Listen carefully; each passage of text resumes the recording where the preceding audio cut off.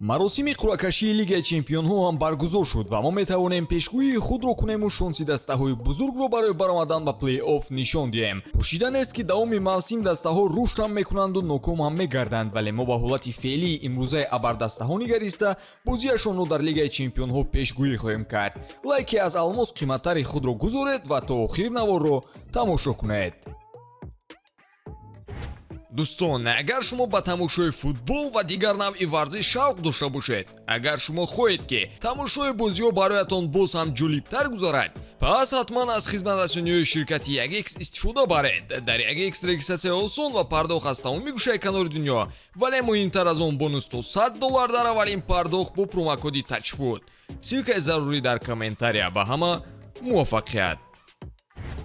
Манчестер Сити фаворити асосии мавсими нави Лигаи Чемпионҳо. Ба ин чиз касе фикри дигарам дошта наметавонад. Шаҳриҳо аллакай исбот карданд ки эҳтимолан бозии беҳтарини футболро нишон дода истодаанд. Дастовардҳои мавсими гузашта бошад, тасдиқи ин гуфтаҳо мешаванд. дастаи Гвардиола то ҳол машинае аст ки нуқсе дар хадаҳои худ надорад, аммо боз паҳлӯҳои инкишофнаёфта ҳам дорад. ба дастовардҳои пайвастаи мусобиқаҳои дохилӣ ҳама одат кардаанд, вале комёбиро дар сатҳи ҷаҳонӣ нигоҳ доштан ин ба фоидаи кор мешавад. Пепам ба фикр мотиватсияи кофӣ дорад, зеро ба ҳар ҳол ба мураббие мисли ӯ ки номашро дар таърих навиштан мехоҳад, як-ду ҷоми Лигаи Чемпионҳо басанда намешавад. дар марҳилаҳои гурӯҳӣ Сити эҳтимолан ба мушкилие дучор нахоҳад шуд. мавсими гузашта ба дарвозаи Лейпсиг дар плей-офф 8 гол ба самар расонида буданд ва Young Boys Crvena Zvezda ҳатто ба ҳайати эҳтимолии Сити дастболо шуда наметавонанд. қавӣ ё заиф шудани Манчестер имсол саволи беҷавоб аст. фақат як чиз аниқ аст ки даста то ҳол революсия карда истодааст. аз як тараф Гюндаган ва Марес тарки бошгоҳ карданд, бозингароне ки нақши калон дар ҳайат доштанд. иловатан Эмерик Лапорт ва Кол Палмери ҷавон фурӯхта шуданд. талафоти начандон калон, вале таъсири кӯчак дорад. бар ивази онҳо бошад, Сити қарорҳои ҷиддӣ қабул кард. Ковачич ивазкунандаи асосии Гюндаган, Жереми Доку Маърезро иваз мекунад, Ёшка Гвардиола тақвиятдиҳандаи дифоӣ даста, ана ҷалби нимҳимоятгари ҷавон Матеуш Нунеш бошад, талаботи асосии маркази майдонро қонеъ мегардонад, чунки Келвин Филлипс ба боварӣ бозӣ нишон намедиҳад. дар умум Сити пурра омода аст ки дилҳо сангу хореро аз роҳ бардорад. дастае мешуда бошад ки ба онҳо садгузорӣ кунад.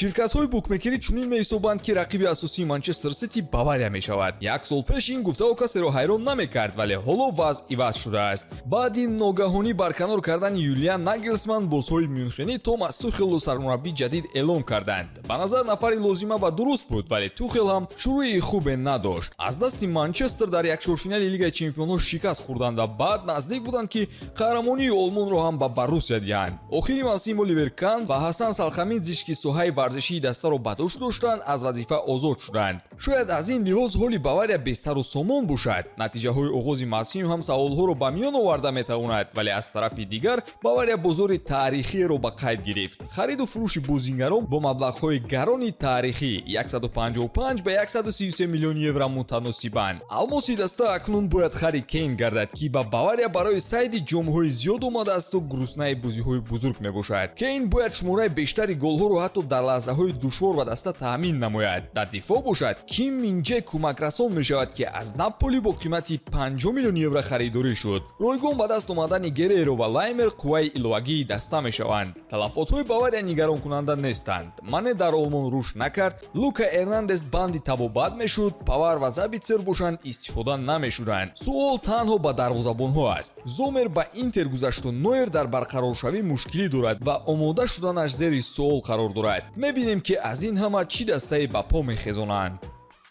реал чун одатӣ мавқеи муддаии қаҳрамон буданро нигоҳ медорад. агар қаблан аз ҷиҳати таҷрибаи калон комёб мешуданд, пас ин навбат мо дастаи тамоман дигарро мебинем. хабарҳои бузурги даста ин наомадани Мбаппе не, балки барвақт тарки даста кардани Бензема гашта буд. чунин бозингари фаъолу натиҷабахш ёфтан дар бозори трансферӣ мушкил аст ва ба ҳамин хотир Карло Анчелоти тактикаи бозиро иваз кард. реал аз 4-3-3 классикӣ ба 4-4-2 гузариш кард. шакли ром дар маркази майдон. агар қаблан бозии дастаро сегунаи Казимиро, Модрич ва Крос идора мекарданд, пас имрӯз нақша иваз шудааст. Лука ва тони дигар бозингарони ҳайати асосӣ нестанд ва дар курсии захиравӣ ҷойгиранд. Маълум аст ки онҳо ҳамин хелам таъсири худро ба дигарон мерасонанд, вале вақт нишон медиҳад ки акнун нақши маркази майдон ба дӯши Чуамени гузошта мешавад. Канор ё бошад Валверде ва Камавинга бозӣ хоҳанд кард, ана дар болои Ром бошад Беллингем ҷойгир мешавад. Трансфери асосии Реал барои оянда. Ҷуд ба ҳайат хуб мутобиқ шуда, мисли Роналду мавсимро оғоз кардааст.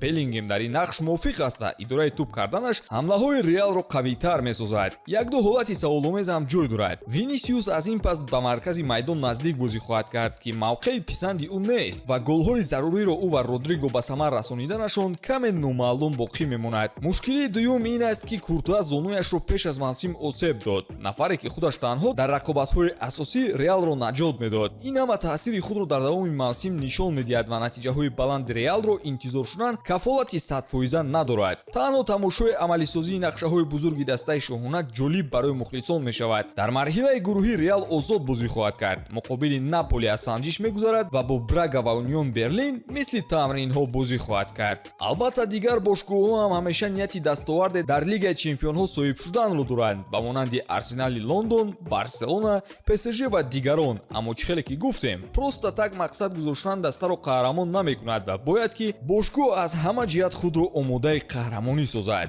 Шумо чӣ дӯстон? Шонси кадом бошгоҳро барои соҳиб шудани ҷоми Лигаи Чемпионҳо бештар меҳисобед? Ҳатман фикри худро дар комментария қайд кунед ва навори ҷадидро мунтазир бошед.